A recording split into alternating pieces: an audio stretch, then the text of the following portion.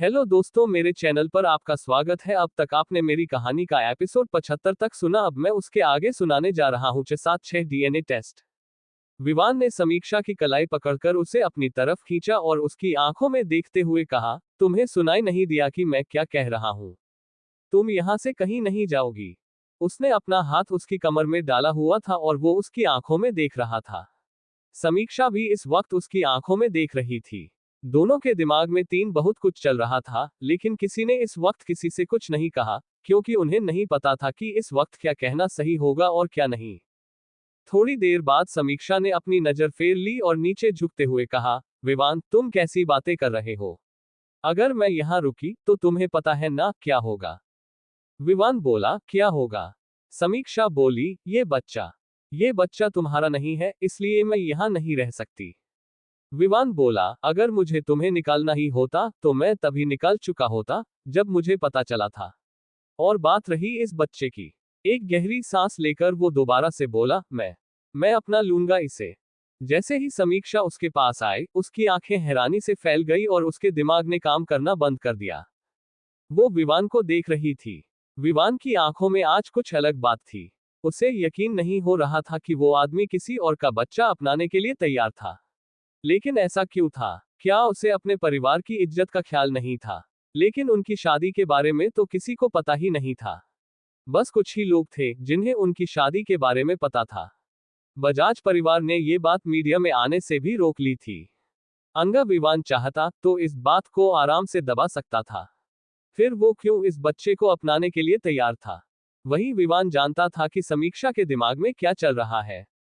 विवान ने दोबारा से कहा, मेरे पास किसी चीज की कमी नहीं है। मैं इस बच्चे का अच्छे से ख्याल रखूंगा। तुम्हें कभी भी शिकायत का मौका नहीं मिलेगा। समीक्षा के दिल की धड़कनें बढ़ गईं। उसे यकीन नहीं हो रहा था कि विवान ये सब बातें कर रहा था।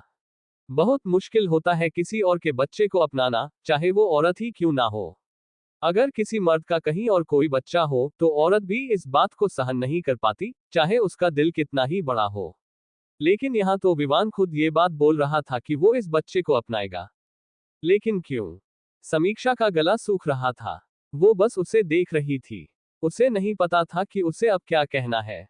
तभी अचानक उसकी आंखों के आगे चीजें धुंधली होने लगी और उसकी आंखें बंद हो गईं, और वो विवान की चेस्ट पर गिर पड़ी। विवान बोला, क्या हुआ तुम्हें? उसने उसे अपनी गोद में उठा लिया। उसका लगेज अभी बाहर ही था, जो कुछ देर बाद नौकर लेकर आ गए। वहीं विवान जल्दी से समीक्षा को कमरे में लेकर आ गया। उसे नहीं पता था कि उसे चक्कर क्यों आया है। रखूंगा। तुम्हें कभी भी शिकायत का मौका नहीं मिलेगा। समीक्षा के दिल की धड़कनें बढ़ गईं। उसे यकीन नहीं हो रहा था कि विवान ये सब बातें कर रहा था। बहुत मुश्किल होता है किसी और के बच्चे को अपनाना, चाहे वो औरत ही क्यों ना हो। अगर किसी मर्द का कहीं और कोई बच्चा हो तो औरत भी इस बात को सहन नहीं कर पाती, चाहे उसका दिल कितना ही बड़ा हो। लेकिन यहाँ तो विवान खुद ये बात बोल रहा था कि वो इस बच्चे को अपनाएगा। लेकिन क्यों? समीक्षा का गला सूख रहा था। वो बस उसे देख रही थी। उसे नहीं पता था कि उसे अब क्या कहना है। तभी अचानक उसकी आंखों के आगे चीजें धुंधली होने लगी और उसकी आंखें बंद हो गईं, और वो विवान की चेस्ट पर गिर पड़ी। विवान बोला, क्या हुआ तुम्हें? उसने उसे अपनी गोद में उठा लिया। उसका लगेज अभी बाहर ही था, जो कुछ देर बाद नौकर लेकर आ गए। वहीं विवान जल्दी से समीक्षा को कमरे में लेकर आ गया। उसे नहीं पता था कि उसे चक्कर क्यों आया है। उसे बिस्तर पर सुलाकर वो डॉक्टर को फोन करने ही वाला था कि समीक्षा की आवाज धीरे से सुनाई दी, पानी। मुझे प्यास लगी है। विवान ने जल्दी से फोन साइड में रखा और समीक्षा को पानी पिलाया। विवान ने पूछा, क्या तुम ठीक हो? समीक्षा ने अपनी गर्दन हिला दी। उसके दिमाग में अभी भी विवान की बातें चल रही थी। उसने धीरे से आंखें बंद किए हुए ही पूछा, तुम ऐसा क्यों कर रहे हो, विवान? तुम किसी और का बच्चा क्यों अपनाना चाहते हो? इस बात का जवाब तो विवान के पास भी नहीं था। पता नहीं वो ऐसा क्यों कर रहा था। क्या वो इसलिए तारांकन ऐसा कर रहा था क्योंकि वो उसे खुद से दूर नहीं होने देना चाहता था? समीक्षा ने धीरे से अपनी आंखें खोली और विवान का चेहरा सामने देखा, जो उसे पानी पिला रहा था। समीक्षा ने धीरे से कहा, मुझे और पानी नहीं पीना। विवान ने साइड में ग्लास रख दिया, लेकिन उसने समीक्षा को अभी छोड़ा नहीं था। तभी समीक्षा की आवाज सुनाई दी, I am sorry, Vivan. Vivan ने उसकी आंखों में देखा, लेकिन कोई जवाब नहीं दे पाया। वो सच में गुस्से में था, बहुत ज्यादा गुस्सा। लेकिन जब उसने ये देखा कि वो उसे छोड़कर जा रही है, तो उसका गुस्सा अचानक से गायब हो गया।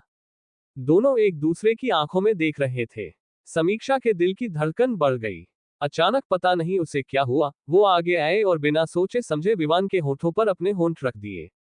इससे पहले कि विवान कुछ सोच पाता, समीक्षा ने उसे किस करना शुरू कर दिया था। उसके किसिंग स्किल्स इतनी खराब थी कि विवान का मन कर रहा था कि वो उसे अच्छे से सबक सिखाए और किस करना सिखाए, लेकिन उसने अपने जज्बातों को पूरी तरह से कंट्रोल कर लिया। जब उसे याद आया कि समीक्षा प्रेग्नेंट थी, काश अगर उसके पेट में उसका बच्चा होता। विवान ने कोई रिएक्शन नहीं दिया। वहीं कुछ देर बाद समीक्षा उसके होठों से दूर हुई और उसे बहुत शर्मिंदा महसूस हो रहा था, क्योंकि उसे पता नहीं क्यों इस वक्त विवान के पास से भाग जाना चाहती थी। ऊपर से विवान ने कोई रिएक्शन नहीं दिया, जिससे वो चुल्लू भर पानी में डूब जाना चाहती थी। अचानक से समीक्षा को ऐसा लगा कि विवान किसी मकसद से उसे यहाँ रखना चाहता था। वो बस यूं ही उसे दिलासा दे रहा था। उसके मन में सवाल उठ रहे थे, क्योंकि वो इस बच्चे को अबॉर्ट नहीं करवाना चाहती थी। वो जानती थी कि वो इस हालत में नहीं है कि अभी एक बच्चे को अबॉर्ट कर सके, वो भी एक नन्ही सी जान को, जिसमें उसकी कोई गलती नहीं थी। इससे पहले कि वो कुछ बोलती, विवान ने उसे किस कर लिया। उसे कुछ समझ नहीं आया। विवान ने धीरे धीरे किस करते हुए उसे बेड पर वापस से सुला दिया और थोड़ी देर बाद उससे अलग हुआ। उसने अपने अंदर उठ रहे तूफान को कंट्रोल किया और वहां से जाते हुए बोला, तुम्हें आराम करना चाहिए। समीक्षा बस देखती रही। विवान बाथरूम में चला गया और समीक्षा ने तब भी दरवाजे को देखना बंद नहीं किया। उसने मन ही मन कहा, आखिर ये सब हो क्या रहा है। तभी उसकी नजर दरवाजे पर खड़े हुए आर्यन पर पड़ी। जैसे ही उसने आर्यन को देखा, वो बोली, आर्यन बेटा। आर्यन जल्दी से उसके पास आ गया, दीदी क्या आप ठीक है? मैंने देखा कि अंकल आपको उठाकर ला रहे थे। क्या आपको चक्कर आ गया था? समीक्षा ने धीरे से कहा, हाँ, मैंने खाना नहीं खाया था ना, इस वजह से मुझे चक्कर आ गया था। क्या आपने खाना खा लिया? आर्यन ने जल्दी से अपनी गर्दन हिला दी और कहा, हाँ, मैं तो गुड बॉय हूँ। मैंने पहले ही खा लिया। लेकिन आपने क्यों नहीं खाया? हमें खाना टाइम से खाना चाहिए, क्या आपको नहीं पता? इसलिए ही आपको चक्कर आया क्योंकि आपने खाना नहीं खाया। अगर आप टाइम से खाना खाएंगी तो आपको चक्कर नहीं आएगा। उसकी बात सुनकर समीक्षा मुस्कुरा दी। वो धीरे से बैठ गई और उसने आर्यन के गाल पर हाथ फेरा। आर्यन भी जल्दी से उसके पास बैठ गया। समीक्षा कुछ बोलने ही वाली थी कि बाथरूम का दरवाजा खुला और विवान बाहर आया। आर्यन ने विवान को वहां देखा तो उसने अपनी आंखें छोटी करते हुए कहा, अंकल विवान, आप दीदी का अच्छे से ख्याल नहीं रखते हैं। अब मैं उनकी शादी अपने पापा से करवाऊंगा और फिर बड़ा होने पर खुद उनसे शादी करूंगा। उसकी बात सुनकर समीक्षा को हंसी आ गई। विवान ने उस चिंगारी को देखा। इससे पहले कि वो कुछ बोल पाता, उसका फोन बजा। फोन करने वाले का नाम देखकर वो बात करने के लिए बाहर चला गया।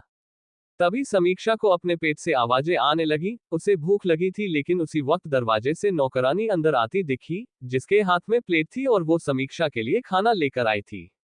समीक्षा को याद था जब विवान उसे लेकर ऊपर आ रहा था तो उसने नौकरों से उसके लिए खाना तैयार करने के लिए कहा, लेकिन उसे कैसे पता था कि उसने खाना नहीं खाया था। वहीं विवान इस वक्त शौर्य से फोन पर बात कर रहा था। शौर्य ने कहा, सब कुछ इंतजाम हो गया है, बस हमें उस लड़की के कुछ सैंपल चाहिए होंगे। विवान ने तुरंत कहा, ठीक है, तुम डॉक्टर को हवेली पर लेकर जाओ और कहना कि उस लड़की के कुछ जरूरी चेकअप करने हैं और मैंने तुम्हें भेजा है। शौर्य बोला, ठीक है, लेकिन क्या तुम वहां नहीं जा सकते?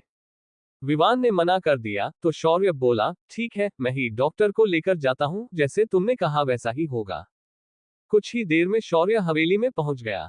वहीं देविका के सैंपल लिए गए और किसी ने मना नहीं किया, क्योंकि अगर उसके पेट में भी विवान का बच्चा है, तो सभी चाहते थे कि वो ठीक से देखभाल हो। वे अच्छी तरह से उसकी देखभाल करना चाहते थे। वहीं देविका इस वक्त काफी डरी हुई थी। ये तो सबसे अच्छी बात थी कि वो सच में प्रेग्नेंट थी। अगर वो सच में प्रेग्नेंट नहीं होती, तो आज सबके सामने उसका पर्दाफाश हो जाता, लेकिन उसे एक बात अजीब लगी कि इंजेक्शन उसके पेट पर क्यों लगा।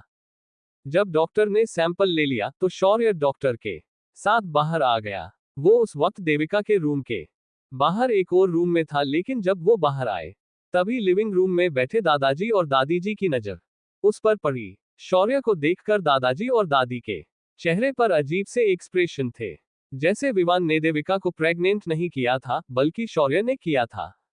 शौर्य ने डॉक्टर को बाहर जाने का इशारा किया ताकि वो दादाजी और दादी जी से बात कर सके। फिर धीरे से उनके पास गया और बोला, ठीक है दादी जी और दादाजी, मैं चलता हूँ। दादी जी ने शौर्य की ओर देखकर कहा, ये सब तुम्हारी वजह से हुआ है। अगर उस दिन तुम शराब नहीं पीते और मेरा पोता नशे में नहीं होता तो ये सब नहीं होता। क्या तुम सबके दिमाग पर पत्थर पड़े हुए हैं? शौर्य हैरान था, उसे नहीं पता था कि उस रात का सच भी सबको पता चल चुका था। शौर्य ने कुछ कहने के लिए मुंह खोला ही था कि दादाजी बोले, वो खुद यहाँ क्यों नहीं आया? जब उसने गलती की है तो जिम्मेदारी लेने के लिए तैयार क्यों नहीं है? दादी जी बोली, वो परेशान होगा। अब आप उसे दोष देना बंद कीजिए। अब तो आपको पता है कि उसकी कोई गलती नहीं है। उसने जानबूझकर छोटी बहू को धोखा नहीं दिया है। ऐसा लगता है कि मेरे परिवार को किसी की नजर लग गई है। अब हम क्या करेंगे? क्या समीक्षा विवान के दूसरे बच्चे को अपनाने के लिए तैयार होगा? शौर्य हैरान रह गया। उसने कहा, दूसरा बच्चा? क्या विवान ने किसी और को भी प्रेग्नेंट किया है? दादी ने घूरकर उसे देखा और कहा, हाँ, अपनी पत्नी को। शौर्य के पास कहने के लिए कोई शब्द नहीं बचे। उसका मुंह बंद हो गया। क्या समीक्षा प्रेग्नेंट थी? उसकी हैरानी देखकर दादी जी बोली, इतना हैरान क्यों हो रहे हो लड़के? शौर्य ने तुरंत अपनी गर्दन हिला दी और बोला, नहीं नहीं, ऐसी कोई बात नहीं है। ठीक है दादी, मैं चलता हूँ, मुझे अभी ऑफिस जाना है। ये कहकर वो जल्दी से वहां से चला गया। शौर्य ने सोचा, क्या इसलिए ही सुबह विवान परेशान था? सुबह उसने भले ही दिखाया था कि उसे समीक्षा से कोई फर्क नहीं पड़ता, लेकिन अगर फर्क नहीं पड़ता तो विवान और उसका बच्चा आसमान से टपक रहा है। उसके चेहरे पर शैतानी मुस्कान आ गई और उसने धीरे से सोचा, विवान, तुम कितने भी छुपाने की कोशिश करो, ये बात हमें पता ही लग जाएगी। ये सोचकर उसने अपना फोन निकाला और रुद्र और अमन को कॉन्फ्रेंस कॉल कर दी। वहीं समीक्षा खाना खा चुकी थी और विवान इस वक्त अपने स्टडी में बैठा हुआ था, कुछ जरूरी काम कर रहा था। तभी एक नौकर उसके पास भागते हुए आया और बोला, सर, नीचे रुद्र सर आपसे मिलने आए हैं।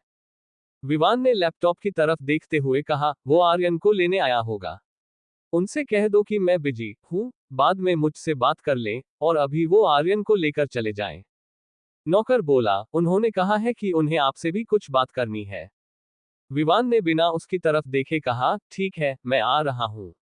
लैपटॉप बंद करने के बाद जब विवान नीचे आया तो उसने देखा कि आर्यन रुद्र के साथ बातें कर रहा था और वो शिकायत कर रहा था, पापा, विवान अंकल बहुत बुरे हैं। सच में हम दीदी को उनके पास रहने नहीं दे सकते। क्या ऐसा नहीं हो सकता कि हम उन्हें अपने साथ ले जाएं? रुद्र उसकी मासूमियत पर मुस्कुरा दिया और उसे अपनी गोद में उठाते हुए बोला, नहीं बेटा, ऐसा नहीं हो सकता। 77 खामोशी जो अंदर तक हिला दे। विवान तब तक नीचे पहुंच गया था जब उसने काउच की तरफ जाते हुए रुद्र और आर्यन के पास सुनी। आर्यन बोला, पापा, क्यों नहीं हो सकता कि हम दीदी को अपने साथ लेकर जाएं? वो बहुत अच्छी है। उधर रुद्र ने आर्यन के सर पर हाथ रखा और कहा, हाँ, मैं जानता हूं कि वो अच्छी है, लेकिन हम उसे नहीं लेकर जा सकते। वो तुम्हारे विवान अंकल की वाइफ है। आर्यन बोला, पापा, तो आप उनसे शादी कर लीजिए ना, फिर वो आपकी वाइफ बन जाएंगी। इससे पहले कि रुद्र जवाब देता, विवान वहां पहुंच चुका था। रुद्र ने जैसे ही विवान को देखा, उसने आर्यन को अपनी गोद से हटाया और कहा, बेटा, अंकल और पापा को कुछ जरूरी बात करनी है, तुम थोड़ी देर के लिए दूर जाकर खेलो। आर्यन तुरंत उठकर चला गया और विवान को देखते हुए वहां से निकल गया। वहीं विवान इस वक्त एक बच्चे की बातों से परेशान नहीं हो सकता था, उसके पास इससे भी बड़ी मुसीबतें थीं। रुद्र ने विवान के गंभीर चेहरे को देखा और कहा, शौर्य ने बताया कि क्या चल रहा है? क्या सच में समीक्षा भाभी भी प्रेग्नेंट है? विवान ने अपनी कोहनी उसके काउच पर रखी और उसने धीरे से सर हिलाते हुए कहा, हाँ, वो भी प्रेग्नेंट है। रुद्र के चेहरे पर हल्की सी मुस्कुराहट आ गई। उसने कहा, अरे, ये तो अच्छी बात है। एक साथ दो खुशखबरियां। विवान ने उसे घूरकर देखा और कहा, तो तुम यही बात करने वाले थे? रुद्र ने तुरंत गर्दन हिलाए और कहा, नहीं नहीं, मैं तो पूछने वाला था कि तुम परेशान क्यों थे, और अभी भी मैं देख सकता हूं कि तुम कुछ सोच रहे हो। क्या कोई बात है जो तुम्हें परेशान कर रही है? मुझे बता सकते हो? विवान बोला, नहीं, ऐसा कुछ नहीं है। ठीक है, तुम्हारी बातें खत्म हो गई तो तुम जा सकते हो। और बिना रुद्र की तरफ देखे वहां से ऊपर चला गया। रुद्र भी फिर आर्यन के साथ बाहर आ गया। कुछ ऐसी बात थी जो विवान को परेशान कर रही थी। रुद्र ने मन ही मन सोचा, चाहे सेलिब्रिटी हो या बिजनेसमैन, पैसा उसे भी वो सब कुछ नहीं दे सकता जो वो अपने लिए चाहता है। उसी वक्त कमरे में समीक्षा का फोन बजा। उसने फोन करने वाले का नाम देखा और कॉल उठा लिया। उसे कुहू काफी समय से फोन कर रही थी, लेकिन उसका कॉल नहीं उठा रही थी। जैसे ही समीक्षा ने कॉल उठाया, सामने से आवाज आई, समीक्षा यार, ये सब क्या है? तुम फोन क्यों नहीं उठा रही थी? तुम्हें पता है यहाँ क्या हो गया है? समीक्षा थोड़ी परेशान हो गई और बोली, क्या हुआ? ईशाना को देवांश भाई की शादी के बारे में सब पता लग गया है और वो इस वक्त बहुत गुस्से में है। तुम्हें पता है, वो 2 दिन से मेरा कॉल नहीं उठा रही और ना मुझसे बात कर रही है। मैं उसके घर भी गई थी, तब भी उसने मुझसे मिलने के लिए मना कर दिया। समीक्षा के होश उड़ गए। उसने कहा, क्या? लेकिन उसे पता कैसे लगा? उसके सवाल पर कुहू ने उसे सब कुछ बता दिया गया। समीक्षा बोली, मैं खुद उससे बात करूंगी। आज कॉलेज में मिलते हैं। ठीक है, कहकर कुहू ने कॉल काट दी। थोड़ी ही देर में समीक्षा कॉलेज जाने के लिए तैयार हो गई। तारांकन उसका वैसे तो बिल्कुल मन नहीं था कॉलेज जाने का, लेकिन अगर वो इस तरह से घर पर रहेगी तो पागल हो जाएगी, सोच सोच कर। इसलिए उसने कॉलेज जाने का डिसाइड किया। जैसे ही वो तैयार होकर बाहर निकली तो उसने देखा कि सामने से विवान भी स्टडी रूम से बाहर निकल रहा था और उसी तरफ आ रहा था। विवान ने समीक्षा को तैयार होकर जाते हुए देखा, पूछा, कहाँ जा रही हो तुम? उसे लगा कि शायद समीक्षा फिर से उसे छोड़कर जा रही है। उसने उसकी तरफ देखा और सवाल का जवाब देते हुए कहा, कॉलेज। विवान को शांति मिली और उसने कहा, ठीक है, मैं भी ऑफिस जा रहा हूं, जाते हुए तुम्हें छोड़ दूंगा। समीक्षा ने कोई जवाब नहीं दिया, बस अपनी गर्दन हिला दी और विवान के कहने पर उसके पीछे आ गई। आज ड्राइवर उनके साथ नहीं था, जो समीक्षा को अजीब लगा क्योंकि विवान बहुत कम ही ड्राइवर के बिना जाता था। लेकिन उसने कोई सवाल नहीं पूछा और खामोशी से कार में बैठ गई। उनके बीच कोई बात नहीं हुई। वो इसी तरह बैठे रहे। जो लोग कभी शांति से बैठ नहीं सकते थे, वो इस तरह बैठे थे जैसे उन्होंने आज तक कभी बात ही न की हो। कॉलेज के बाहर पहुंचकर विवान ने उसके लिए कार रोक दी। समीक्षा कार से उतर गई और विवान वहां से चला गया। समीक्षा उसकी कार को जाते हुए देखती रही जब तक वो उसकी नजर से गायब नहीं हो गई। उसने अपने होंठ भींच लिए। विवान ने कोई बात क्यों नहीं की? अब चाहे जो भी हो जाए, उनके बीच कुछ ही नहीं हो सकता। चाहे वो भगवान से ही क्यों न दुआ कर ले। विवान चाहे उसका बच्चा अपना ले या फिर और कुछ भी हो, लेकिन उनके बीच कभी कुछ सही नहीं हो सकता।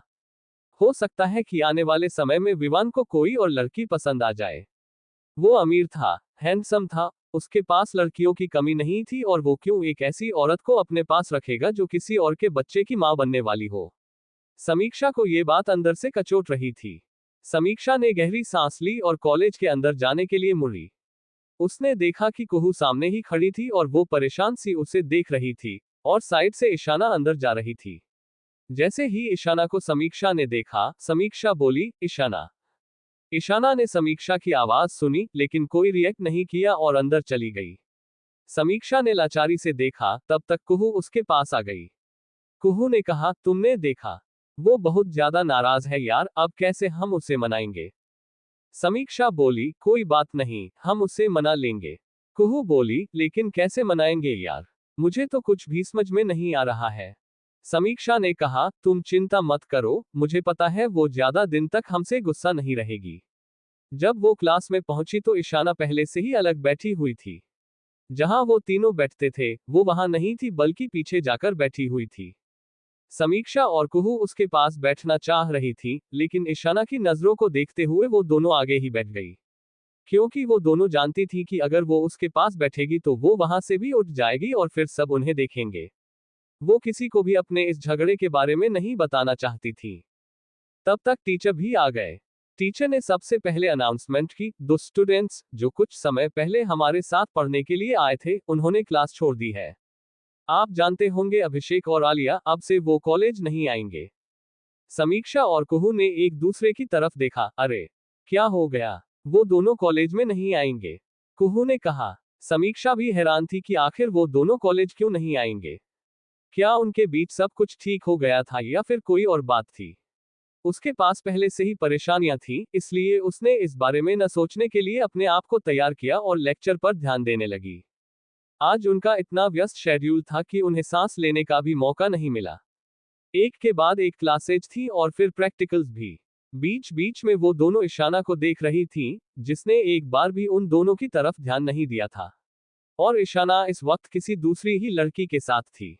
क्लास खत्म होने के बाद वो दोनों ईशाना का बाहर गेट पर इंतजार कर रही थी। ईशाना इस वक्त अपनी असाइनमेंट सबमिट करवाने गई थी, इसलिए वो दोनों बाहर ही उसका इंतजार कर रही थी ताकि उससे बात कर सकें। लेकिन तभी कुछ ऐसा हुआ जिसकी किसी को उम्मीद नहीं थी। एक वैन वहां आकर रुकी और उसमें से दो आदमी बाहर निकले। उन्होंने समीक्षा के मुंह पर रुमाल रखकर जल्दी से उसे अंदर धकेल दिया। बिल्कुल समीक्षा के करीब ही वैन आकर खड़ी हुई थी और उन्होंने ये सब इतनी रफ्तार से किया कि किसी को कुछ पता ही नहीं चला। यहाँ तक कि कुहू, जो गेट की तरफ देख रही थी, उसे भी कुछ पता नहीं चला क्योंकि समीक्षा उसके थोड़ा पीछे खड़ी हुई थी। स्टूडेंट्स की बाहर भीड़ लगी हुई थी क्योंकि सभी स्टूडेंट्स इस वक्त घर जा रहे थे। तभी कुहू को ईशाना दिखाई दी जो गेट से बाहर आ गई थी। कुहू ने ईशाना की तरफ देखा, जिसने वो नजारा देख लिया था और वो जल्दी से चिल्लाई, समीक्षा। कुहू को हैरानी हुई, उसने आसपास देखा तो समीक्षा वहां नहीं थी। उसकी आंखें हैरानी से बड़ी हो गईं और तब तक ईशाना वहां पहुंच गई थी। उसने कुहू से कहा, वो वैन समीक्षा को लेकर चली गई। उसमें से कुछ आदमी बाहर निकले और उसे लेकर चले गए। कुहू ने जल्दी से आसपास देखा तो उसे थोड़ी दूरी पर एक वैन दिखाई दी, तो वो तेजी से दूसरी तरफ भाग रही थी। कुहू को सब समझ आ गया। कुहू और ईशाना तेजी से उस वैन की तरफ भागी, लेकिन तब तक वैन वहां से काफी दूर जा चुकी थी। दोनों का दिल तेजी से धड़क रहा था। कुहू ने घबराते हुए कहा, अब क्या करेंगे ईशाना? क्या समीक्षा का किडनैप हो गया है? ईशाना ने तुरंत अपनी गर्दन हिला दी। ईशाना ने फोन से पुलिस को कॉल करने का सोचा, लेकिन अचानक उसे ख्याल आया कि उनके पास वैन का नंबर भी नहीं था और ये भी नहीं पता था कि वो लोग कौन थे। उसने अपने को संभालते हुए कहा, कुहू, हमें शांति से सोचना होगा। सबसे पहले विवान को बताना चाहिए। हो सकता है कि वो कुछ मदद कर सके। लेकिन उन दोनों के पास ही विवान का कोई कांटेक्ट नहीं था। अब वो क्या करेंगे? उन्हें बहुत ज्यादा टेंशन हो रही थी। तभी कुहू को एक आइडिया आया और उसने ईशाना की तरफ देखकर कहा, हम देवांश भाई से विवान का नंबर ले सकते हैं। उनके पास विवान का नंबर जरूर होगा। देवांश का नाम सुनकर ईशाना थोड़ी देर के लिए शांत हो गई। तभी कुहू को लगा कि शायद उसने कुछ गलत बोल दिया है, लेकिन फिर ईशाना ने कहा, ठीक है, तुम मुझसे फोन करो जल्दी। कुहू ने जल्दी से अपनी गर्दन हिलाई और देवांश का नंबर डायल किया। देवांश ने सामने से फोन उठाया और कहा, क्या हुआ कुहू? कुहू बोली, भाई, क्या आप हमें विवान का नंबर दे सकते हैं? हमें विवान के नंबर की सख्त जरूरत है। प्लीज, हमें उसका नंबर दे दीजिए। सामने से देवांश बोला, क्यों? क्या हुआ? तुम्हें उसका नंबर क्यों चाहिए? देवांश की बात सुनकर कुहू बोली, भाई, कुछ जरूरी काम है। असल में हमें समीक्षा के बारे में कुछ बात करनी है। देवांश थोड़ा परेशान हो गया और बोला, समीक्षा के बारे में क्या हुआ? वो ठीक तो है ना? कुहू जल्दी से बोली, अरे भाई, ये हमारी पर्सनल बात है। आप प्लीज पहले विवान का नंबर दे दीजिए। देवांश ने हार मान ली। उसके पास विवान का नंबर था क्योंकि उसने उसके लिए काम किया था, इसलिए उसके पास उसका नंबर पहले से मौजूद था। उसने गहरी सांस ली और कहा, ठीक है, मैं तुम्हें नंबर देता हूं, लेकिन पहले मुझे बताओ, क्या सब कुछ ठीक है? कुहू बोली, हाँ भाई, सच में सब कुछ ठीक है। और थोड़ी देर में उन्हें विवान का नंबर मिल गया। ये विवान का पर्सनल नंबर नहीं था जो देवांश ने दिया था, बल्कि उसके असिस्टेंट का नंबर था। जब उन्हें विवान से संपर्क करना होता था, तो इसी नंबर पर करते थे। असिस्टेंट ही उनसे जुड़े हुए सारे काम देखता था, इसलिए कहा जा सकता था कि ये एक तरह से विवान का नंबर ही था, क्योंकि हर बात उस तक पहुंच जाती थी। जैसे ही कुहू को नंबर मिला, उसने डायल किया। कुछ ही देर में फोन उठा लिया गया। हेलो। कुहू को आवाज थोड़ी बदली हुई लगी। उसने कहा, क्या आप विवान बोल रहे हैं? सामने से जवाब आया, जी कहिए। असिस्टेंट ने ये नहीं कहा कि वो विवान नहीं है। कुहू घबराते हुए बोली, विवान, समीक्षा किडनैप हो गई है और उसे कोई वैन में जबरदस्ती भर कर ले गया। जल्दी कुछ करिए प्लीज, समीक्षा को कुछ नहीं होना चाहिए। 78 विवान को पता है सच्चाई। अगर समीक्षा का सच में किडनैप हुआ है, ये मामला बहुत गंभीर था। असिस्टेंट जल्दी से भागते हुए विवान के पास गया और बोला, किसी कुहू नाम की लड़की का फोन है, वो कह रही है कि समीक्षा मैडम का किडनैप हो गया है। विवान, जो कि इस वक्त मीटिंग में जाने ही वाला था, उसने बिना भाव से असिस्टेंट की तरफ देखा और उससे फोन ले लिया और फोन को कान में लगाते हुए बोला, हेलो। सामने से कुहू की परेशान आवाज आए, विवान जीजू, समीक्षा को कोई किडनैप करके ले गया। एक वैन आई और कॉलेज के आगे रुककर उसमें समीक्षा को जबरदस्ती डालकर लेकर चली गई। हमें कुछ भी समझ नहीं आ रहा है कि क्या हमें करना है, कैसी होगी समीक्षा, और वो उसे कहाँ लेकर गए। प्लीज उसे हमारे लिए ढूंढो। ये कहकर वह रोने लगी। विवान की आंखें, जो पहले नॉर्मल थीं, अब खतरनाक हो गईं। फोन पर उसकी पकड़ और भी मजबूत हो गई और उसने एक एक शब्द पर जोर देते हुए कहा, क्या? किसकी इतनी हिम्मत कि विवान बजाज की वाइफ को किडनैप करे? गाड़ी का नंबर तुम्हें याद है? मुझे सब इंफॉर्मेशन दो। ये कहते हुए वह खड़ा हो गया। असिस्टेंट को भी समझ में आ गया कि मामला गंभीर था। उसने जल्दी से अपना फोन निकाल लिया और उसे पहले से ही पता था कि क्या करना है। कुहू ने सब कुछ विवान को बता दिया। कुहू से सभी जानकारी लेने के बाद विवान ने फोन काट दिया। उसे समझ में नहीं आ रहा था कि समीक्षा को किडनैप कौन कर सकता है। अगर उसे थोड़ी भी खरोच आई तो वह सारी दुनिया को तबाह कर सकता है। वह जितनी जल्दी हो सके उतनी जल्दी बाहर आ गया। असिस्टेंट उसके पीछे ही था। उसने कॉल जारी रखा। कुछ देर में रुद्र, अमन और शौर्य को भी यह बात पता चली। उन्होंने भी अपने आदमियों को समीक्षा को ढूंढने में लगा दिया। सारे सीसीटीवी फुटेज खंगाले गए और सभी रास्तों को ब्लॉक कर दिया गया। आने जाने वाली जितनी भी गाड़ियां थीं, उन सब पर कड़ी नजर रखी गई, लेकिन समीक्षा का कुछ पता नहीं चला। हैरानी की बात थी कि मुंबई के 4 सबसे शक्तिशाली परिवार मिलकर भी समीक्षा को नहीं ढूंढ पा रहे थे। आखिर ऐसा कौन हो सकता है जिसने समीक्षा को किडनैप किया था और वह अभी तक उन 4 परिवारों की पकड़ से बचा हुआ था। विवान की आंखें और भी खतरनाक होती जा रही थी। उसने जोर से टेबल पर हाथ मारा और कहा, अगर मुझे वह एक बार मिल गया तो मैं उसे जान से मार दूंगा। शौर्य ने उसके कंधे पर हाथ रखा और कहा, सब कुछ ठीक हो जाएगा। भाभी जल्दी मिल जाएगी, चिंता मत करो। लेकिन वह खुद भी अंदर ही अंदर परेशान था, क्योंकि सच में बहुत टाइम हो गया था और समीक्षा के बारे में थोड़ी भी खबर पता नहीं चली थी। समीक्षा का फोन भी स्विच ऑफ आने लगा था। इसका मतलब ये था कि जिसने भी उसे किडनैप किया था वह कोई आम इंसान नहीं था। उसने पहले ही सब प्लानिंग कर ली थी। रुद्र ने कुछ सोचते हुए कहा, वह जगह चौराहे तक का रास्ता 10 किलोमीटर है और चौराहे के सीसीटीवी फुटेज देखने पर यह पता चला है कि वहां से कोई वैन आई ही नहीं। इसका मतलब है कि वह 10 किलोमीटर के एरिया में ही कहीं गायब हुई है। अमन ने रुद्र को देखा और तारीफ करते हुए कहा, रुद्र, तुमने तो सीबीआई से भी अच्छी बात पता की है। हमें पता ही नहीं था। शौर्य बोला, समीक्षा विवान की वाइफ है इसलिए उसका दिमाग खराब होना चाहिए, लेकिन मुझे लगता है रुद्र, विवान की जगह तुम्हारा दिमाग खराब होता जा रहा है। क्या तुम नहीं जानते हम कब से वहां पर उसे ढूंढ रहे हैं? रुद्र ने उनकी बात को इग्नोर किया और कुछ सोचते हुए कहा, क्या ऐसा हो सकता है कि हमें कोई उलझा रहा हो? विवान, जो इस वक्त ज्वालामुखी जैसा लग रहा था, उसने अपने आप को कंट्रोल किया। उसे पता था कि वह जब गुस्से में होता है तो खुद को कंट्रोल नहीं कर पाता और अगर ऐसा ही रहा तो फिर वह समीक्षा को कभी नहीं ढूंढ पाएगा। शांत रहने की पूरी कोशिश करते हुए उसने याद किया कि उनके आदमियों ने क्या बताया था। कॉलेज से चौराहे का रास्ता 10 किलोमीटर का था और इसी बीच समीक्षा कहीं गायब हुई थी। चौराहे के आगे जितने भी सीसीटीवी फुटेज थे उनमें कोई भी वैन उस वक्त नहीं गुजरी जब समीक्षा का किडनैप हुआ। तभी विवान के दिमाग में कुछ आया और उसने कहा, उन्होंने कहा था कि जंगल में एक जगह आग लगी थी। हो सकता है वह वैन वहां जला दी गई हो और समीक्षा को किसी और गाड़ी में डालकर वहां से ले जाया गया हो। अमन ने विवान की बात पर सर हिलाते हुए कहा, तुम सही कह रहे हो। ऐसा हो सकता है। लेकिन तभी अमन के दिमाग में एक अजीब ख्याल आया, कहीं वैन में समीक्षा को। वह आगे नहीं बोल पाया। विवान की कठोर नजर अपने ऊपर महसूस करके उसने बात अधूरी छोड़ दी और बोला, हमें अब और गाड़ियों की डिटेल निकालनी होगी, जितनी भी गाड़ियां वहां से गुजरी हैं।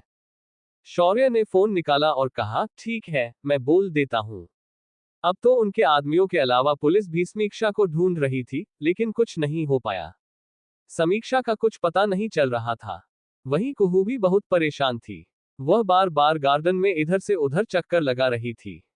वो और ईशाना दोनों घर आ चुकी थी क्योंकि विवान ने कहा था कि वह समीक्षा को ढूंढ लेगा। कुहू ने धीरे से कहा, क्या मुझे विवान को कॉल करके पूछना चाहिए? वह गार्डन में टहल रही थी। उसने जल्दी से फोन लगाया लेकिन विवान ने फोन नहीं उठाया। इससे वह बहुत ज्यादा परेशान हो गई और धीरे से कहा, ये सब क्या हो रहा है? आखिर विवान मेरी कॉल क्यों नहीं उठा रहा? पता नहीं समीक्षा का कुछ पता लगा होगा या नहीं।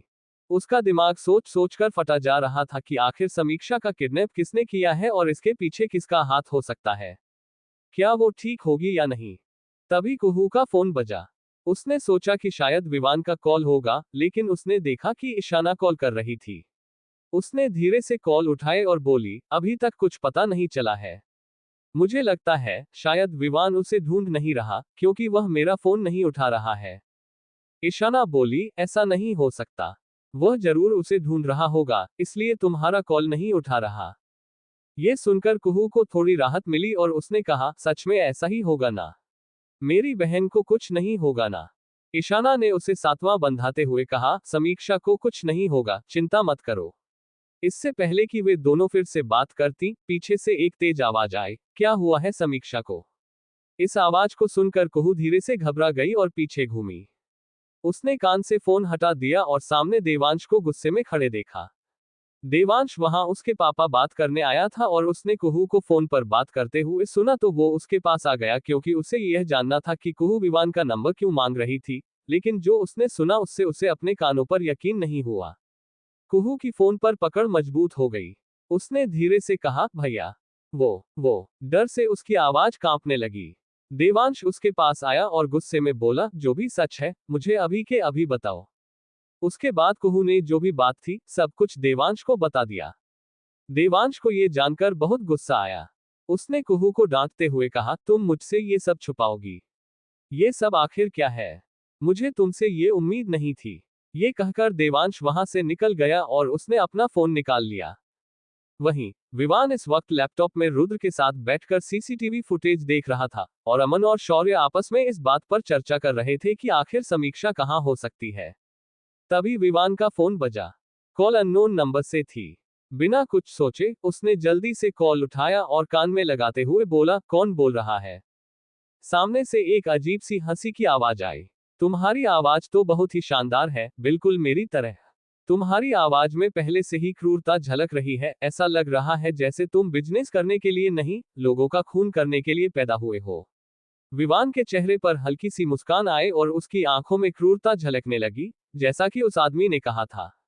उसने एक एक शब्द पर जोर देते हुए कहा, अभियान बजाज, तो ये तुम हो?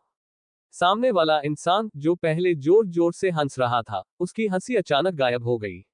वह हैरान था। वह और कोई नहीं बल्कि विवान का असली डैड और उसके दादाजी आशुतोष बजाज का बड़ा बेटा अभियान बजाज था, जिसने विवान के परिवार को देविका के बारे में सब कुछ बताया था। अभियान इस बात से हैरान था कि विवान को उसके बारे में कैसे पता चला, क्योंकि बजाज परिवार ने इस बारे में विवान से सब कुछ छुपा कर रखा था। सामने से एकदम सन्नाटा छा गया। तभी विवान ने कहा, क्या हुआ? हैरानी हुई कि मैं आपको कैसे जानता हूं।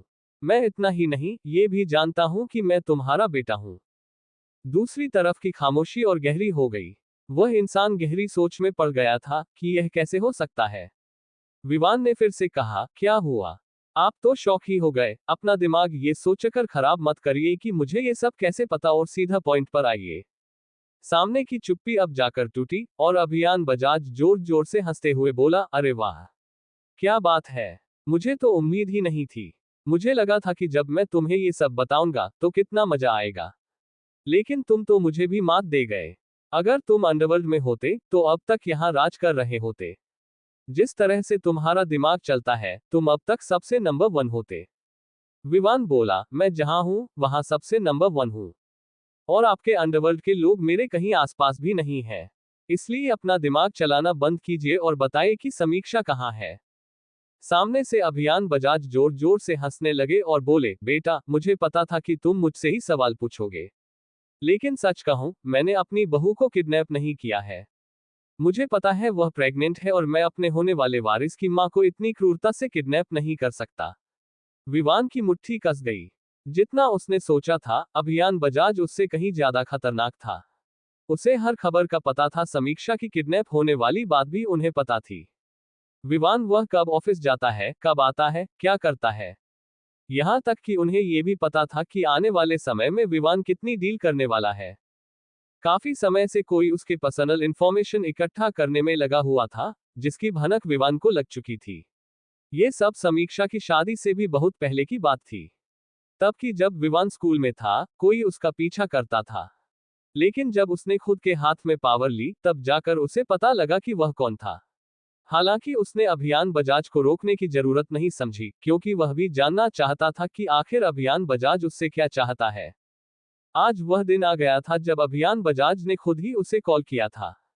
इससे पहले कि विवान कुछ और कहता, अभियान बजाज ने आगे से कहा, देखो, मुझे पता है कि तुम्हें मुझ पर शक है, लेकिन सच कह रहा हूं, मैंने अपनी बहू को किडनैप नहीं किया है। लेकिन मैं ये जानता हूं कि यह किसने किया है।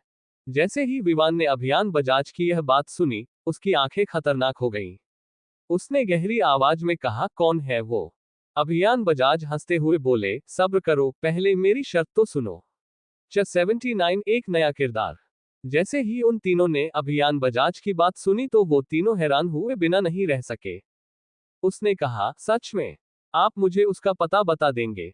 उसी ने समीक्षा को किडनैप किया है। अभियान बजाज जल्दी से बोले, हाँ, मुझे उसका पता है कि वो कौन है। मुझे हर चीज का पता रहता है। विवान बोला, शर्त क्या है आपकी? अभियान बजाज के चेहरे पर एक कुटिल मुस्कान आ गई। ऐसा लग रहा था जैसे वो इसी चीज का इंतजार कर रहे थे। उन्होंने कहा, बच्चा, मुझे तुम्हारा बच्चा चाहिए। मुझे अपना वारिस चाहिए। तुम्हारा खून। विवान की मुट्ठी कस गई। वो गुस्सा दबा नहीं सका। उसने एक एक शब्द पर जोर देते हुए कहा, कभी नहीं। अभियान बजाज बोले, तो फिर तुम कभी भी अपनी वाइफ को नहीं ढूंढ पाओगे।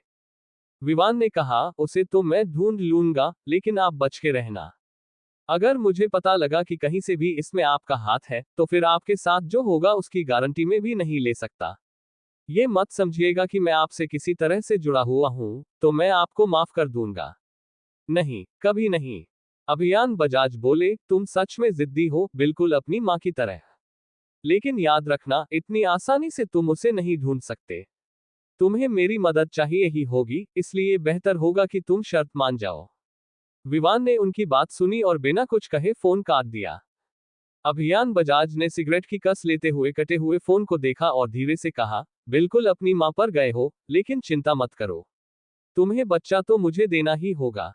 विवान ने उनकी बात पूरी भी नहीं सुनी और फोन काट दिया। कटे हुए फोन को देखकर उनके चेहरे पर एक कुटिल मुस्कान आ गई। वहीं रुद्र ने विवान से पूछा, क्या तुम्हारे डैड का फोन था? विवान ने जवाब दिया, वो मेरे डैड नहीं है। जब विवान को ये बात को पता लगी कि अभियान बजाज ही उसका असली डैड है, तो फिर शौर्य, अमन और रुद्र को भी ये बात मालूम हो गई। रुद्र ने कहा, क्या कह रहे थे वो? क्या उन्हें सच में पता है कि समीक्षा कहाँ है? विवान ने अपने फोन की तरफ देखते हुए जवाब दिया, आई डोंट नो। उसने ये कहकर टॉपिक क्लोज कर दिया। वो तीनों समझ गए कि वो इस बारे में बात नहीं करना चाहता। अचानक से तभी विवान ने सीसीटीवी फुटेज में कुछ ऐसा देखा जिसे देखकर वो हैरान रह गया। उसके चेहरे के एक्सप्रेशंस बदलने लगे। उसने एक नजर उन तीनों पर डाली और पूछा, आदर्श वापस आ गया है? आदर्श का नाम सुनकर उन दोनों ने एक दूसरे की तरफ देखा और अपनी गर्दन ना में हिला दी। उन तीनों को इस बारे में कुछ नहीं पता था। उधर एक बड़े से बेडरूम में समीक्षा ने अपनी आंखें खोली। उसका सिर भारी हो रहा था। अपने सिर को पकड़ते हुए उसने सीलिंग की तरफ देखा और अजीब सा एहसास होने पर वो जल्दी से बैठ गई। उसने आसपास नजर घुमाई तो ये जगह अनजान थी। ये मैं कहाँ हूँ? समीक्षा ने धीरे से कहा। उसे याद आया कि किस तरह से उसे जबरदस्ती कॉलेज के बाहर गाड़ी में बैठाया गया था, और उसके बाद उसे कुछ भी याद नहीं था। उसने अपनी मुट्ठी कसी और वो खड़ी हो गई। बाहर आते हुए उसने देखा कि दरवाजा खुला था और वहां पर कोई भी मौजूद नहीं था। ये एक शानदार हवेली थी, जिसका फर्नीचर करोड़ों का था और हर जगह सोने से जड़े हुए खंबे खड़े थे। साइड में संगमरमर से बनी हुई सीढ़ियां थी, जिससे उतरते हुए नीचे समीक्षा गई। बड़े से लिविंग रूम में नौकर इधर उधर घूम रहे थे, कुछ सफाई कर रहे थे तो कुछ सामान इधर से उधर ले जा रहे थे। जब समीक्षा ने इंसानों को देखा, तो वो थोड़ी रिलैक्स हो गई, नहीं तो उसे लगा था कि पता नहीं उसे कहां लेकर आ गए हैं। लेकिन अचानक उसकी नजर बैठे एक इंसान पर गई। पीछे से देखने पर समीक्षा को पता लगा कि वो फोन पर बात कर रहा था, उसका कंधे से ऊपर का ही हिस्सा दिखाई दे रहा था। जैसे जैसे वो धीरे धीरे चलकर उसके पास जा रही थी, वैसे वैसे उसके दिल की धड़कन बढ़ती जा रही थी। आखिर वो कौन था और उसने उसे यहाँ क्यों लाया था? एक नौकर उसके लिए कॉफी लेकर आया और उसने अपने हाथ में ले लिया। इस वक्त उसने फोन भी काट दिया और नौकर की नजर उसके पीछे खड़ी समीक्षा पर गई, जिसे देखकर वो थोड़ा घबरा गया। उसने फिर उस आदमी की तरफ देखा। उस आदमी ने अपनी नजर ऊपर उठाए और कहा, क्या हुआ? तुम इस तरह से यहाँ क्यों खड़े हुए हो? नौकर ने धीरे से कहा, वो सर, वो आपके पीछे। उस आदमी ने फिर अपनी गर्दन घुमाई, तब तक समीक्षा उसके पास पहुंच चुकी थी और उसने सामने वाले के चेहरे को देखा। देखने से वो काफी हैंडसम था, लेकिन क्रूरता उसके चेहरे के भावों में झलक रही थी। समीक्षा को देखकर उसके चेहरे पर एक कट्टर मुस्कान आ गई। उसने समीक्षा को बड़े दिलचस्प अंदाज में देखा और बैठने का इशारा करते हुए कहा, बैठे भाभी। तारांकन समीक्षा को हैरानी हुई कि उसने उसे भाभी कहा। उसने अपनी निगाह हटाते हुए उससे पूछा, कौन हो तुम और मुझे यहाँ क्यों लाए हो? अंदर से वो बहुत घबराई हुई थी, लेकिन फिर उसने शांत बने रहने की कोशिश की। अगर वो इस सिचुएशन में और ज्यादा पैनिक हो गई तो उसके लिए ये अच्छा नहीं होगा। उसके सामने बैठे हुए आदमी ने एक और घूंट कॉफी का लिया और उसे बैठने का इशारा करते हुए कहा, बैठिए, नहीं तो आपको चक्कर आ सकते हैं। और अगर मेरी वजह से आपको कुछ हुआ तो विवान बजाज मुझे मार देगा। समीक्षा को ऐसा लग रहा था जैसे वो किसी पागल को देख रही हो। अगर उसे विवान से इतना ही डर लगता था तो उसने उसे किडनैप ही क्यों किया? उसकी दुविधा को वो आदमी समझ रहा था। उसने एक हल्की मुस्कान के साथ कहा, देखिए, अगर आप नहीं बैठी तो मुझे आपको कमरे में बंद करना पड़ेगा और मुझे अच्छा नहीं लगेगा। इससे पहले कि समीक्षा कुछ बोलती तभी एक आदमी बाहर से अंदर आया। वो तेजी से उस आदमी की तरफ बढ़ रहा था। देखने से वो एक बॉडीगार्ड लग रहा था, काले कपड़ों के साथ उसने काला चश्मा पहना हुआ था। बैठे हुए आदमी ने कॉफी का एक और घूंट लिया और अपने सामने खड़े बॉडीगार्ड को देखते हुए कहा, लगता है तुम कोई अच्छी खबर नहीं लाए हो, तुम्हारा चेहरा देखकर लग रहा है। बॉडीगार्ड ने अपना सिर नीचे झुका लिया और कहा, विवान बजाज को आपके बारे में पता लग गया है। वो आदमी निराश हुआ। उसने कॉफी का कप वापस टेबल पर रखा और अपने हाथ सीधा करते हुए कहा, इतनी जल्दी? मुझे उम्मीद नहीं थी। ये सब तुम्हारी लापरवाही की वजह से हुआ है। मैंने तुम्हें पहले ही कहा था, लेकिन तुमने मेरी नहीं सुनी और लापरवाही दिखाई। अब इसका अंजाम तुम्हें भुगतना होगा। ये कहते हुए उसने जल्दी से अपनी जेब से बंदूक निकाली और उसकी तरफ पॉइंट कर दी। समीक्षा की आंखें फटी की फटी रह गई। वो सहम गई। उसने हैरानी से सोफे पर बैठे हुए आदमी को देखा। वो आदमी भी समीक्षा को देख रहा था और समझ गया कि वो डर रही है। इसलिए उसने अपने सामने खड़े बॉडीगार्ड के सुर से बंदूक हटाते हुए उसकी बाजू की तरफ पॉइंट किया, फिर बंदूक का ट्रिगर दबा दिया। बंदूक की गोली सीधी उसके बाजू पर लगी। उस आदमी ने आराम से अपने बाजू को पकड़ लिया। अच्छा हुआ कि उसने उसके सिर पर गोली नहीं मारी, नहीं तो वो अभी के अभी वहीं मर जाता। इस वक्त वो समीक्षा का मन ही मन शुक्रिया अदा कर रहा था। सोफे पर बैठे हुए आदमी ने गुस्से में कहा, निकल जाओ यहां से। बॉडीगार्ड जल्दी से वहां से चला गया। समीक्षा हैरानी से उस आदमी की बाजू से टपकते हुए खून को देख रही थी, जो फर्श पर निशान बना रहा था।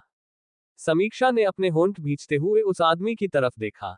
उसने बंदूक से समीक्षा को नीचे बैठने का इशारा किया, लेकिन समीक्षा उसके पास वाले सोफे पर नहीं बैठी, बल्कि उसके सामने बैठ गई। उसने फिर उसकी आंखों में देखते हुए पूछा, आप मुझसे क्या चाहते हो? मुझे यहाँ क्यों लाए हो? अपने हाथों पर फूंक मारते हुए उस आदमी ने कहा, अरे भाभी, अभी तक तो आपको समझ जाना चाहिए था कि मैं आपको यहाँ क्यों लाया हूँ। आप बहुत भोली हैं, तो चलिए, मैं आपको बताता हूँ। मैं आपको यहाँ विवान को परेशान करने के लिए लाया हूँ। मैं देखना चाहता हूँ कि आपको खोने की वजह से वो कितना तड़पता है। समीक्षा समझ गई कि वो विवान का दुश्मन है, जो उसे परेशान करने के लिए यहाँ लाया है। उसने सोचा, ये विवान को ब्लैकमेल करेगा या उसे नुकसान पहुंचाना चाहता है। ये सोचकर समीक्षा का दिल सहम गया। उसने उसकी आंखों में देखते हुए कहा, अगर आप समझते हैं कि मेरी वजह से आप विवान को परेशान कर सकते हैं, तो आप गलत हैं। हमारे रिश्ते में ऐसा कुछ नहीं है जैसा आप सोचते हैं।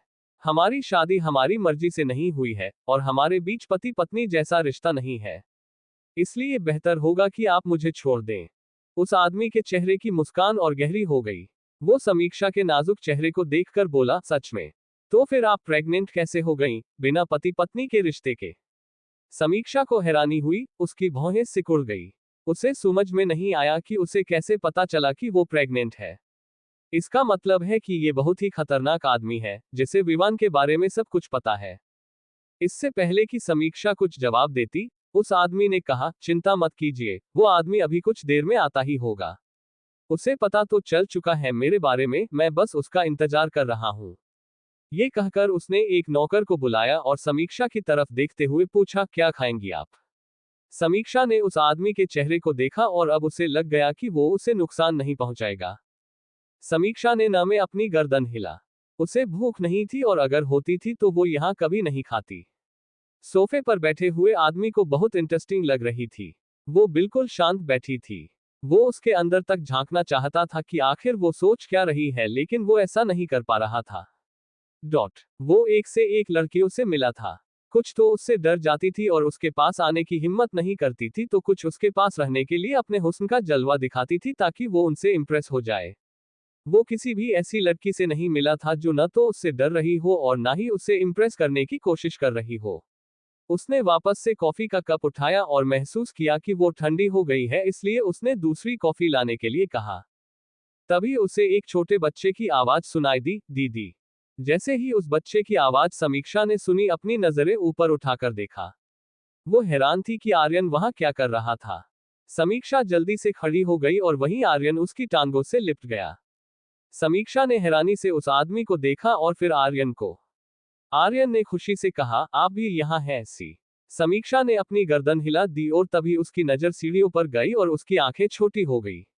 सी दोस्त या दुश्मन? विवान का गुस्सा हद पार।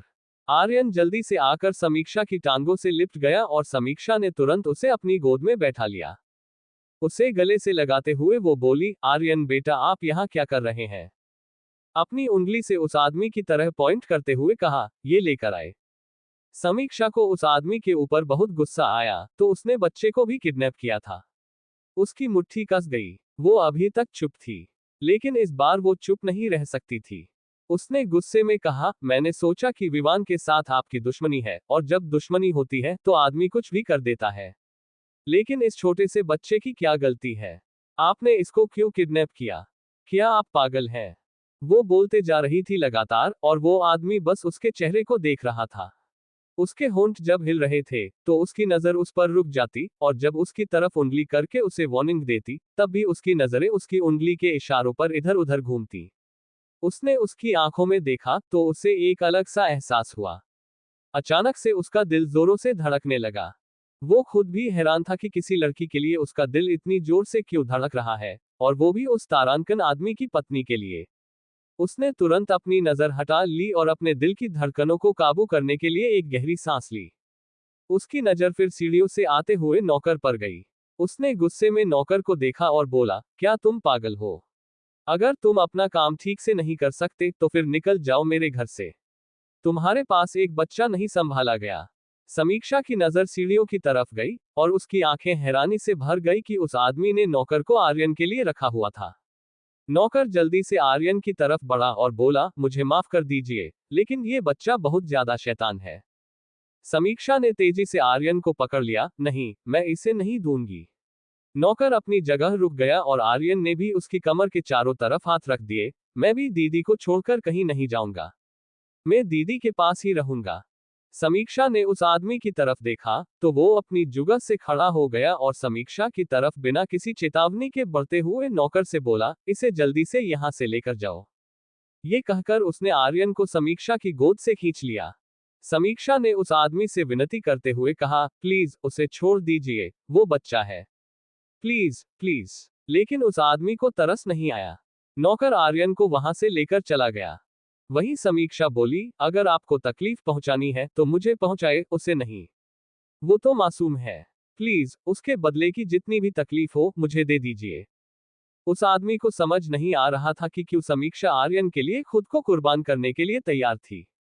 वो आदमी बोला, सच में? क्या मैं उसके बदले तुम्हें कुछ भी कर सकता हूं? समीक्षा ने अपने आंसू रोकते हुए कहा, प्लीज उसे कुछ मत कीजिए। वो बच्चा है। चाहे तो आप मुझे मार दीजिए, प्लीज। वो आदमी बस उसके चेहरे को देखता रहा। उसके बाद उसने कुछ नहीं कहा। ये लड़की सच में पागल थी, किसी और के लिए खुद को कुर्बान करने के लिए तैयार थी, वो भी एक छोटे से बच्चे के लिए। समीक्षा बस वहां देख रही थी जहां से नौकर आर्यन को लेकर गया था। उसकी मुट्ठी कस गई। वो उठने के लिए तैयार ही थी कि दरवाजे से एक आवाज आए, आदर्श। विवान ने दरवाजे से उसकी तरफ बढ़ते हुए बिना किसी वार्निंग के उसके चेहरे पर मुक्का जड़ दिया। वो आदमी बोला, बैठकर बात करते हैं। विवान बोला, मैं यहाँ तुमसे बैठकर बात करने नहीं बल्कि तुम्हें सबक सिखाने आया हूँ। विवान का गुस्सा इस कदर बढ़ गया था कि उसने तुरंत उस आदमी की तरफ बढ़कर उसे पकड़ लिया। तुमने समीक्षा को किडनैप करने की हिम्मत कैसे की? इसके लिए तुम्हें अपनी कीमत चुकानी पड़ेगी। विवान ने उसे एक जोरदार घूंसा मारा जो उसके चेहरे पर लगा। वो आदमी कुछ पल के लिए चौंका, लेकिन फिर उसने खुद को संभालते हुए विवान पर पलटा। दोनों के बीच एक तगड़ी लड़ाई शुरू हो गई। विवान ने फिर से हमला किया, उसके हाथों की स्पीड तेज थी। उसने एक और पंच किया, लेकिन वो आदमी तेजी से झुक गया और विवान के पैर में एक किक मारी।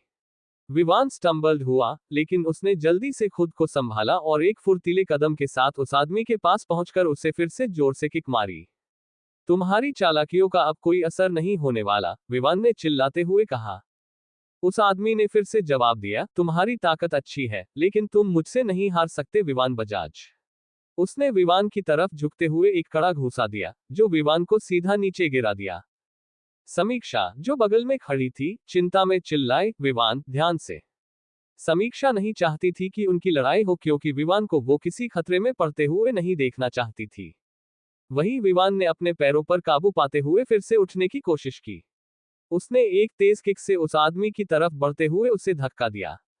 अब दोनों एक दूसरे पर ताबड़तोड़ हमला कर रहे थे, एक दूसरे की ताकत का टेस्ट करते हुए। कभी विवान ने उस आदमी को दीवार की ओर धकेल दिया, कभी वो आदमी विवान को जोर से धक्का देकर पीछे की ओर फेंक देता। लिविंग एरिया में बिखरे सामान की आवाज और दोनों की सांसों की तेजी ने माहौल को और भी ज्यादा गर्म बना दिया। तुम समझते क्या हो? तुम्हारा कोई भी इरादा सफल नहीं होगा, विवान ने फिर से कहा, और उसने एक जोरदार मुक्का उस आदमी के पेट में मारा। वो आदमी कुछ देर के लिए चुप हो गया, लेकिन फिर उसने एक दुष्ट मुस्कान के साथ कहा, हाहा, इरादा तो सफल हो गया था। देखो, मेरे प्लान में कमी नहीं थी, तुम्हें कितनी देर लगी अपनी वाइफ को ढूंढने में। फिर उसने विवान को पकड़कर उसके सिर को दीवार पर जोर से ठोका। विवान ने एक शब्द अपने मुंह से नहीं निकाला, लेकिन उसने तुरंत अपनी चेतना को संभाला और पलटा, अपने पैरों पर खड़ा होकर उस आदमी के खिलाफ लड़ाई को जारी रखा। वहीं विवान के माथे के खून को देखकर समीक्षा बहुत ज्यादा डर गई। वो चिल्लाए, विवान। उसकी तरफ बढ़ने के लिए उसने अपने कदम उसकी तरफ बढ़ा दिए। लिविंग एरिया में उथल पुथल मच गई थी। समीक्षा ने देखा कि विवान ने हिम्मत नहीं हारी और फिर से उसे मारने के लिए सीधा हो गया। उसने फिर से उस आदमी पर जोरदार हमला किया और उसे जमीन पर गिरा दिया। बाद में आदर्श जमीन पर लेटा हुआ, वो तेजी से सांस ले रहा था। ऐसा लग रहा था जैसे उसके अंदर जान नहीं बची थी, लेकिन ऐसा कुछ और हुआ जिसकी किसी को उम्मीद नहीं थी। आदर्श फिर से खड़ा हो गया और विवान की तरफ अपने हाथ उठाते हुए बोला, अभी खेल खत्म नहीं हुआ, विवान बजाज। विवान के चेहरे पर भी एक कुटिल मुस्कान आ गई। वो भी तैयार था, लेकिन तभी समीक्षा उन दोनों के बीच आ गई। नहीं, यहां अब कोई लड़ाई नहीं होगी। विवान ने समीक्षा की तरफ देखा, जो अपना चेहरा आदर्श की तरफ किए खड़ी थी। उसने कहा, समीक्षा, सामने से हट जाओ। उसके सामने खड़े आदर्श ने भी कहा, भाभी, आप हट जाए। आपके पेट में भी छोटा विवान है। विवान ने हैरानी से उसकी तरफ देखा। उसे पता था कि समीक्षा प्रेग्नेंट है। वो ये सोचने लगा कि आदर्श को कैसे पता चला। क्या उसने किसी को बताया था या फिर मामला कुछ और था? वो खुद को ये सोचने से नहीं रोक पाया। विवान ने आगे बढ़कर धीरे से समीक्षा को एक तरफ कर दिया ताकि वो फिर से आदर्श पर हमला कर सके। लेकिन तभी दरवाजे से 3 आदमी अंदर आ गए, रुद्र, शौर्य और अमन। तीनों ने जाकर विवान और आदर्श को पकड़ लिया। ये सब क्या हो रहा है? तुम दोनों इस तरह क्यों लड़ रहे हो जैसे कई सालों से दुश्मन हो? क्या तुम पागल हो? विवान बोला, ये आदमी दुश्मन से भी कई ज्यादा है मेरे लिए। रुद्र ने विवान को कसकर पकड़ लिया। वो जानता था कि वो गुस्से में है और आज आदर्श को मार देगा। लेकिन विवान ने उसे एक तरफ कर दिया और फिर से आदर्श की तरफ बढ़ने लगा। तभी समीक्षा उसके सामने आ गई। नहीं विवान, प्लीज। विवान ने समीक्षा के छोटे से चेहरे को देखा, जो अंदर से डरा हुआ था, लेकिन उसने ये डर अपने चेहरे पर जाहिर नहीं होने दिया। विवान ने उसे अपने पास खींचा और सीने से लगाकर बोला, तुम ठीक तो हो ना? समीक्षा ने धीरे से सिर हिलाया, हाँ, मैं ठीक हूं। विवान का गुस्सा धीरे धीरे शांत होने लगा। उसने समीक्षा को गले लगाया। वहीं रुद्र ने ये सब देखा। अमन ने आदर्श को पकड़ा हुआ था और शौर्य दूर खड़ा होकर इन सब के मजे ले रहा था। सब कुछ शांत होता देख शौर्य आगे आया और बोला, अरे यार, आखिर ये सब हो क्या रहा है? आदर्श, तुम्हें क्या हो गया है? माना कि तुम माफिया से रिलेटेड हो, लेकिन फिर भी तुमने अपने दोस्त की बीवी को ही किडनैप कर लिया। समीक्षा जल्दी से बोली, उसने आर्यन को भी किडनैप किया है, वो यहीं पर है। रुद्र ने हैरानी से आदर्श की तरफ देखा और पूछा, तुम आर्यन को भी यहाँ लाए हो? समीक्षा जल्दी से बोली, लाया नहीं है, किडनैप किया है, किडनैप। उसकी मासूमियत पर आदर्श हंस दिया, अरे उसे तो मैं उसे रुद्र के घर से लेकर आया हूँ। समीक्षा कंफ्यूज में वहां खड़ी। विवान की नजर गहरी हो गई थी। उसने समीक्षा की कमर से पकड़ा और खुद के करीब खींचते हुए धीरे से कहा, क्या तुम्हें अभी तक नहीं पता लगा कि ये आदमी कौन है? समीक्षा ने मासूमियत से जवाब दिया, हाँ, ये माफिया है और तुम्हारा दुश्मन। विवान ने उसकी मासूमियत पर फिर से उसे गले लगा लिया और कहा, हाँ, ये माफिया है, ये खतरनाक आदमी है। क्या मुझे इसे मार देना चाहिए? समीक्षा ने घबरा कर कहा, नहीं, खून खराबा मुझे पसंद नहीं है। सभी उन्हें देख रहे थे। आदर्श की नजरें समीक्षा के चेहरे पर थीं और वो मुस्कुरा रहा था। उसने कहा, तुम दोनों की नौटंकी बंद हो गई हो तो प्लीज यहां से चले जाओ। मेरे घर में ये सब नहीं चलेगा। विवान ने गुस्से में कहा, इतनी जल्दी नहीं, तुम्हें तो अभी बहुत कुछ सहना पड़ेगा। समीक्षा बीच में बोली, नहीं, अब कोई लड़ाई नहीं होगी। वहीं अमन समीक्षा की बात पर हंस दिया। वे तीनों इस बार मजे ले रहे थे। तभी अमन ने कहा, भाभी, आदर्श हमारा दोस्त है। हाँ, आदर्श उन तीनों का वो दोस्त था जो हमेशा फ्रेंड ग्रुप में म्यूट पर रहता था। वो कभी भी रिप्लाई नहीं करता था और किसी से मिलना पसंद नहीं करता था। वो एक माफिया फैमिली से बिलोंग करता था और ज्यादातर देश से बाहर रहता था। इस बार जब वो वापस आया तो उसने विवान को सबक सिखाने का सोचा, क्योंकि पिछली बार विवान ने उसे एक काम में अड़चन पैदा की थी, जिससे उसे बहुत लॉस हुआ था। उसका मतलब अब विवान से बदला लेने का था। और आर्यन की बात करें तो आदर्श को उससे बहुत प्यार था। उन चारों दोस्तों में रुद्र के पास ही बच्चा था, इसलिए सभी को उससे एक खास लगाव था। आदर्श जब वापस आया तो वो आर्यन से मिलना चाहता था, इसलिए वो उसे रुद्र के घर जाकर ले आया। जो आर्यन की देखभाल करते थे, उन्होंने भी बिना संकोच के उसे आदर्श के साथ जाने दिया और रुद्र को भी फोन किया, पर रुद्र उस वक्त बिजी था। उनके बीच तनाव अभी भी खत्म नहीं हुआ था। समीक्षा हैरान थी कि अचानक एक नौकरानी वहां भागते हुए आए और आदर्श की तरफ सर झुकाकर बोली, सर, सबके लिए खाना तैयार है।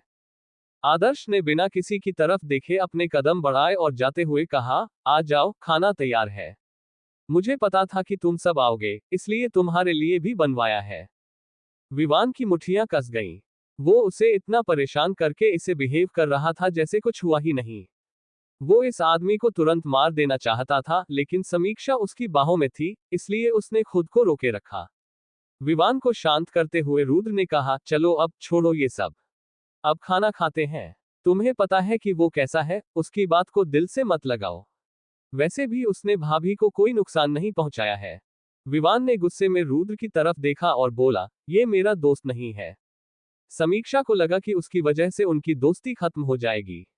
उसने जल्दी से विवान की ओर देखा और कहा, नहीं, हम खाना खाकर चलेंगे। ये कहकर उसने विवान का हाथ पकड़ लिया।